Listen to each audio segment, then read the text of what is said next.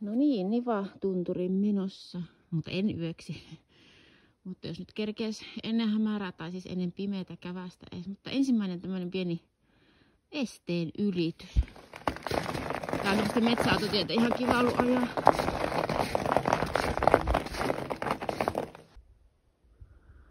On tosi kaunis maisema kyllä, mutta aika raskasta on kyllä kävellä tätä rinnettä. On 30 senttiä lunta, mutta vau, miten auringonsäteet näkyy tuolta. Ne ei kyllä täällä kameralla näe mitenkään, mutta voin sanoa, että todella ihan näköistä. Joo, ei hassumpaa nyt kun aurinkokin paistaa. Aika mahtavaa. Mutta voisi sanoa kyllä, että pikkusen mä tuossa kirosin, kun mä kävelin. Tai siis mä tulin nelinkontin rinnettä ylös, kun siinä oli lunta. Ei, oli ihan siis neliveto päällä. Meinaa jäätyä peukalo, mutta kuvataan tässä nyt hetki vielä. Joo, aika mukavat on maisemat. Nyt vihdoinkin tuo aurinko paistaa. Ja, täällä on oikeastaan aika kiva. Vaikeuksien kautta voittaa. Tai mä luovutin kyllä. Ihan, mutta ei se. En mä tiedä, onko se luovuttamista, mutta se on vaan realiteettien tunnustamista, että kun alkaa ottaa päähän, niin sitten ei kannata niinku jatkaa.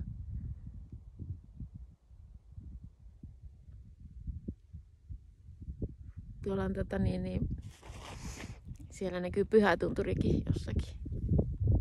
Se jää tonne auringon taakse nyt, mutta nyt pitää jatkaa ottaa kahvia, kun mulla jäätyy peukku.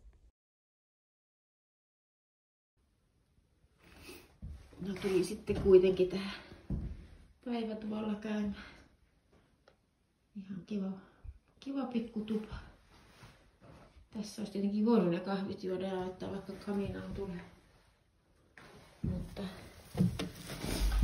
mukava oli juoda kahvit tuossa ulkosallakin.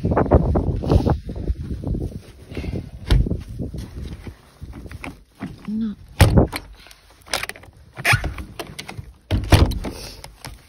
Ups. Siinä on se palovartijan maja. Nyt sitten pimenevää iltaa kohti.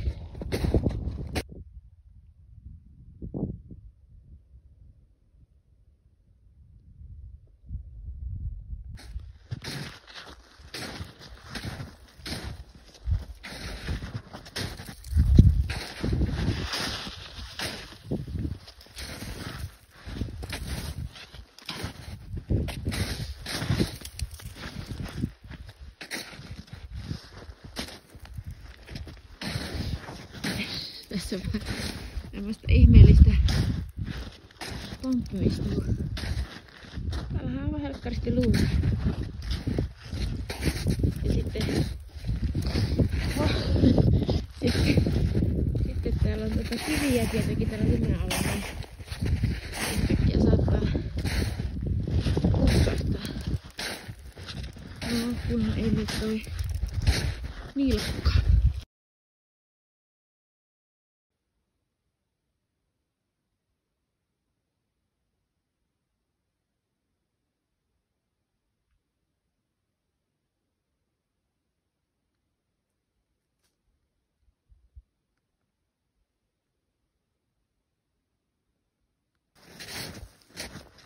No niin, onneksi on pyöräkin tuolla vielä paikallaan, kun mä etin sen tänne alas.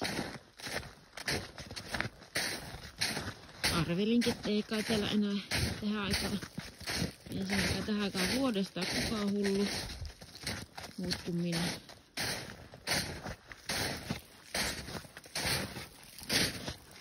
Siinä se. Jaha, nyt on jalat aika kipeät jo, niin sitten vielä pieni rutistus, 15 kilsaa. Onneksi se on metsäautotietä.